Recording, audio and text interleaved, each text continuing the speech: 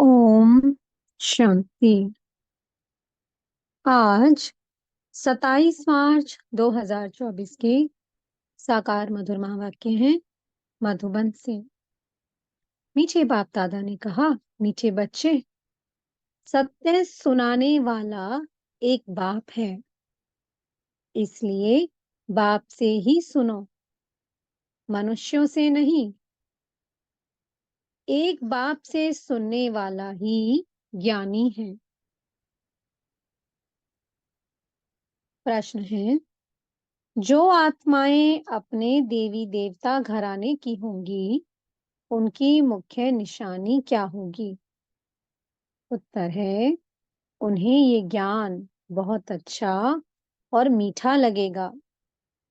वह मनुष्य मत को छोड़ ईश्वरीय मत पर चलने लग पड़ेंगे।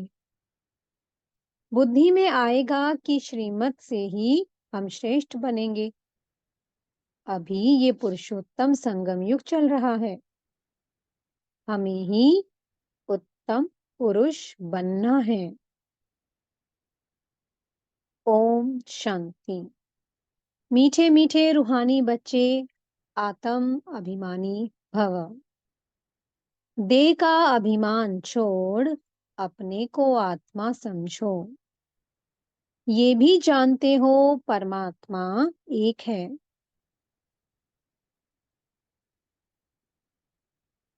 ब्रह्मा को परमात्मा नहीं कहा जाता है। ब्रह्मा के 84 जन्मों की कहानी को तुम जानते हो। उनका ये है अंतिम जन्म। मुझे आना भी इसमें ही होता है, जिसने पूरे 84 जन्म लिए हैं, उनको ही बताता हूँ। तुम 84 जन्मों को नहीं जानते हो, मैं ही तुमको बताता हूँ। पहले पहले तुम ये देवी देवता थे, अब यह बनने के लिए फिर पुरुषार्थ करना है। पुनर्जन्म तो पहले जन्म से ही शुरू होता है। अब बाप कहते हैं, मैं जो तुमको सुनाता हूँ वो है राइट, बाकी जो कुछ तुमने सुना है वो है रॉन्ग। मुझे कहते हैं ट्रुथ, सत्य बोलने वाला। मैं सत्य धर्म की स्थापना करने आता हूँ। कहा जाता है, सच तो बिठो नच, अर्थात सच्चे हो तो खुशी में डांस करो। ये है ज्ञान डांस। वो लोग श्री कृष्ण को दिखाते हैं, मुरली बजाई, रास किया, वो है सचखंड के मालिक। लेकिन इनको भी बनाने वाला कौन? सचखंड की स्थापना करने वाला कौन? वो है सचखंड, और ये है झूठ खंड। भारत सचखंड था जब इन लक्ष्मी नारायण का राज्य था। उस समय और कोई खंड नहीं था। मनुष्य ये नहीं जानते कि स्वर्ग कहाँ है। कोई मरते हैं तो कहते हैं कि स्वर्गवासी हुआ। बाप समझाते हैं, तुम उल्टे लटक पड़े हो, माया के अधीन हो पड़े हो। अब तुमको बाप आकर सुलटा बनाते हैं। तुम जानते हो, भक्तों को भक्ति का फल देने वाला है भगवान। इस समय सब भक्ति में है। जो भी शास्त्र आदि हैं, सब है भक्ति मार्ग के। ये गीत गाना आदि सब है भक्ति मार्ग। ज्ञान मार्ग में भजन होता नहीं है। तुम जानते हो, हमको आवाज से परे जाना है, वापस जाना है। बाप कहते हैं, मीठे बच्चों, मुख से हे भगवान भी कभी नहीं कहना है। ये भी भक्ति मार्ग है। कलयुग के अंत तक भक्ति मार्ग चलता है। अब ये है पुरुषोत्तम संगम युग, जबकि बाप आकर ज्ञान से तुमको उत्तम पुरुष बनाते हैं। तुम एक ईश्वरीय मत पर चलो। जो ईश्वर कहते हैं वह राइट है। बाबा मनुष्य तन में आकर सुनाते हैं। तुम कितने समझदार थे, अब कितना बेसमझ बन पड़े हो। तुम गोल्डन एज में थे, अब आयरन एज में आ गए हो। यहाँ का जो होगा उनको यह ज्ञान बहुत अच्छा लगेगा। यहाँ वालों को मीठा लगेगा। यह बाबा खुद भी गीता पढ़ते थे। बाबा मिला तो सब कुछ छोड़ दिया। गुरु भी बहुत किए। बाप ने कहा ये सब भक्ति मार्ग के गुरु हैं। ज्ञान मार्ग का गुरु मैं एक ही हूँ। ज्ञान जब मेरे से सुने तब उनको ज्ञानी कह सकते हैं। बाकी सब है भक्त। श्रीमत ही श्रेष्ठ है, बाकी सब है मनुष्य मत। ये है ईश्वरीय मत। वो है रावण मत। ये है भगवान की मत। भगवान वाच, तुम कितने महान भाग्यशाली हो, इसलिए तुम्हारा हीरे जैसा जन्म अभी है। अंगूठी में भी हीरा बीच में डालते हैं।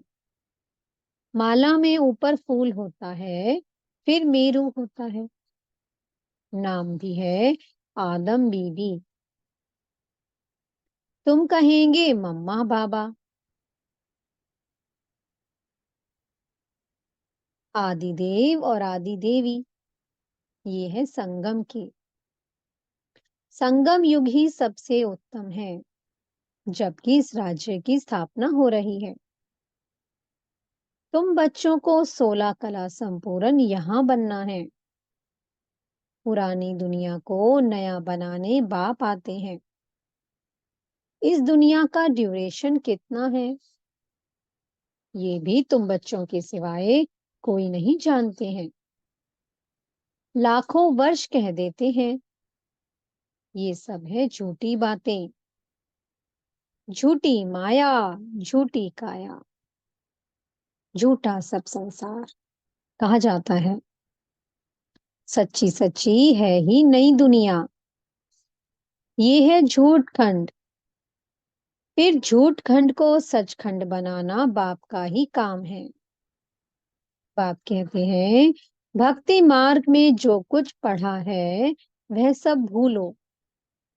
ये है तुम्हारा बेहद का वैराग्य। वो तो सिर्फ घर बार छोड़ फिर इस दुनिया में जंगल में चले जाते हैं। ये भी ड्रामा में नोंद है। क्यों का सवाल नहीं उठता है। ये तो बना बनाया खेल है। तुम बच्चों को बाप समझाते हैं ऐसे ऐसे होता है। और जो भी धर्म वाले हैं वह स्वर्ग में नहीं आ सकते। बौद्ध डिनाइस्टी, क्रिश्चियन डिनाइस्टी, कोई भी स्वर्ग में नहीं आते हैं। वो पीछे आते हैं। पहले पहले है डीटी डिनाइस्टी, फिर इब्राहिम, बुद्ध, क्राइस्ट आकर अपना धर्म स्थापन करते हैं। बाबा पुरुषोत्तम संगम युग पर आकर के ये डीटी डिनाइस्टी स्थापन करते हैं। कोई भी आत्मा आती तो गर्भ में ही है। छोटा बच्चा सो बड़ा हुआ। शिव बाबा तो छोटा बड़ा नहीं होता है, ना वह गर्भ से जन्म लेता है। बुद्ध की आत्मा ने प्रवेश किया। बुद्ध धर्म पहले तो होता नहीं है। जरूर यहाँ के कोई मनुष्य में प्रवेश करेंगे, फिर गर्भ में तो जरूर आएंगे। बुद्ध धर्म एक ने ही स्थापन किया, फिर उनके पीछे और आते गए, फिर वृद्धि होती गई। जब लाखों हो जाते हैं तो फिर राजाई चलती है। बौद्धियों का भी राज्य था। बाप समझाते हैं, ये सब पीछे आते हैं। उनको गुरु नहीं कहा जाता है। गुरु होता है एक। वह तो अपने धर्म की स्थापना कर फिर नीचे आ जाते हैं। बाप ने सबको ऊपर भेज दिया था, फिर मुक्ति धाम से एक एक करके नीचे आते हैं। तुम भी जीवन मुक्ति से नीचे आते हो, वैसे वह फिर मुक्ति से नीचे आते हैं। उनकी महिमा काहे की? ज्ञान तो उस समय प्रायलोप हो जाता है। बाप ज्ञान देते हैं गति सद्गति के लिए। वह गर्भ में नहीं आते हैं, इसमें बैठे हैं। इनका दूसरा नाम नहीं है, औरों के शरीरों का नाम है। ये है ही परमात्मा। ये ज्ञान का सागर है। ये ज्ञान पहले आदि सनातन देवी देवता धर्म वाली आत्माओं को मिलता है, क्योंकि उन्हें ही भक्ति का फल मिलना है। भक्ति तुम ही शुरू करते हो, फिर तुमको ही फल देता हूँ। बाकी दूसरे सब हैं बाई प्लॉट। वह 84 जन्म भी नहीं लेते हैं। बाप समझाते हैं, बच्चे तुम अब देही अभिमानी बनो। वहां भी समझते हैं, एक शरीर छोड़ दूसरा लेंगे। दुख की बात नहीं, विकारों की बात नहीं। विकार होते हैं रावण राज्य में। वो है निर्विकारी दुनिया। तुम समझाएंगे, फिर भी मानते नहीं हैं।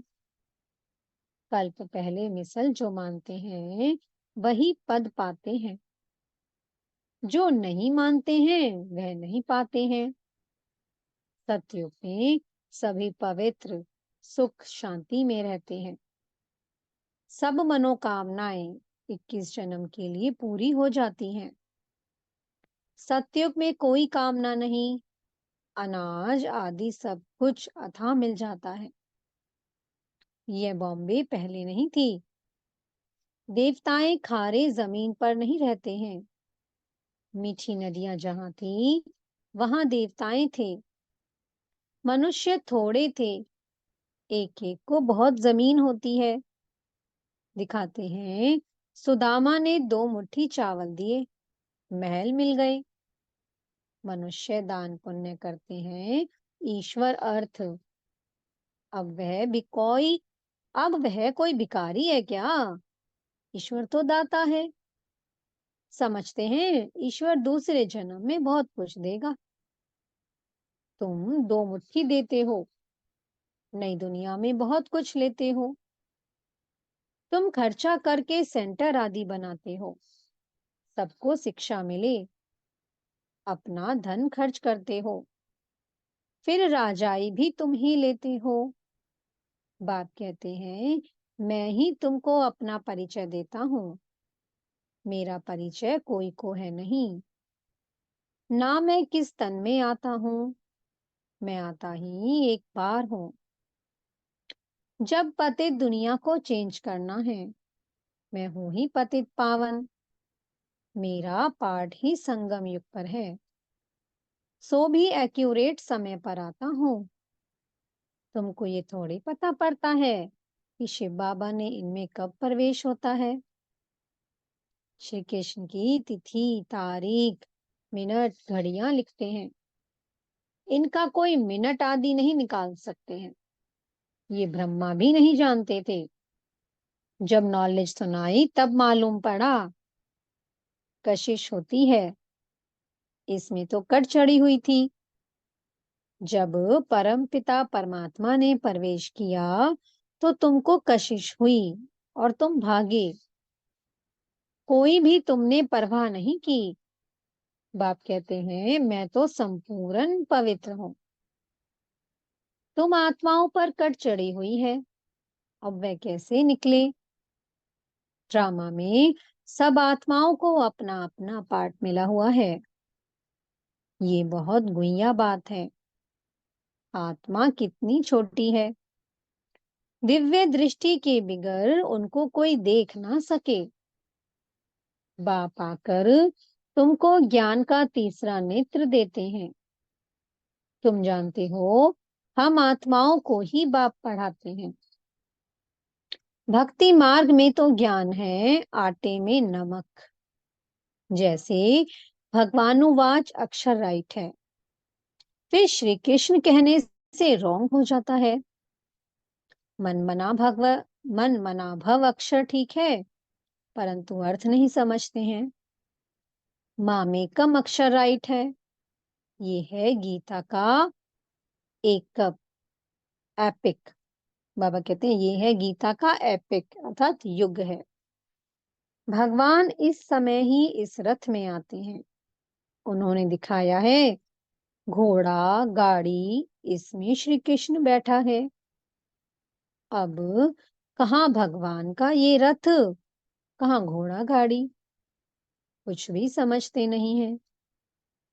ये बेहद के बाप का घर है। बाप सब आत्माओं, सब बच्चों को 21 जन्मों के लिए हेल्थ, वेल्थ, हैप्पीनेस देते हैं। ये भी अनादि अविनाशी बना बनाया ड्रामा है। कब शुरू हुआ कह नहीं सकते हैं। चक्र फिरता ही रहता है। इस संगम का तो किसको मालूम ही नहीं है। बाप बतलाते हैं ये ड्रामा 5000 वर्ष का है। आधा में सूर्यवंशी, चंद्रवंशी और आधा में अर्थात 2500 वर्ष में बाकी और सब धर्म। तुम जानते हो सतयुग में है ही वाइसलेस वर्ल्ड। तुम अभी योग बल से विश्व की राजाई लेते हो। क्रिश्चियन लोग खुद समझते हैं हमको कोई प्रेर रहा है, अर्थात हमको कोई प्रेरणा दे रहा है, जो हम विनाश के लिए ये सब कुछ बनाते हैं। कहते हैं हम ऐसे बॉम्ब्स बनाते हैं जो एक दुनिया तो क्या 10 दुनिया खत्म कर सकते हैं।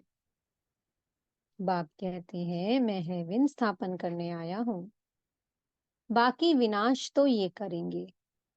अच्छा, मीठे मीठे से कीला दे बच्चों प्रति माता पिता बाप दादा का याद प्यार और गुड मॉर्निंग। रूहानी बाप की रूहानी बच्चों को नमस्ते। हम रूहानी बच्चों की मीठे रूहानी बाप दादा को बहुत बहुत याद प्यार, गुड मॉर्निंग और नमस्ते। धारणा के लिए मुख्य सार है। पहला पॉइंट, बेहद का वैरागी बन। जो कुछ अब तक भक्ति में पढ़ा व सुना है वह सब भूलना है। एक बाप से सुनकर उनकी श्रीमत से स्वयं को श्रेष्ठ बनाना है। दूसरा पॉइंट है, जैसे बाप संपूर्ण पवित्र है, उस पर कोई कट नहीं है, ऐसे पवित्र बनना है। ड्रामा के हर पाठधारी का एक्यूरेट पाठ है। इस गुह्य रहस्य को भी समझकर चलना है। मीठे सदगुरु जी वरदान दे रहे हैं। बाप और वरदाता इस डबल संबंध से डबल प्राप्ति करने वाले सदा शक्तिशाली आत्मा भव। सर्व शक्तियां बाप का वर्षा और वरदाता का वरदान है। बाप और वरदाता इस डबल संबंध से हर एक बच्चे को ये श्रेष्ठ प्राप्ति जन्म से ही होती है। जन्म से ही बाप बालक सो सर्व शक्तियों का मालिक बना देता है।